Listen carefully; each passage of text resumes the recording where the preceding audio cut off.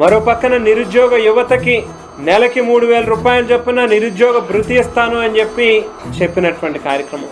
అందుకనే ఉద్యోగం వచ్చే వరకు నెలకు 3,000 రూపాయలు నిరుద్యోగ భృతి ఇస్తా. నేను అప్పుడు ఇచ్చా, దాన్ని తీసేశారు.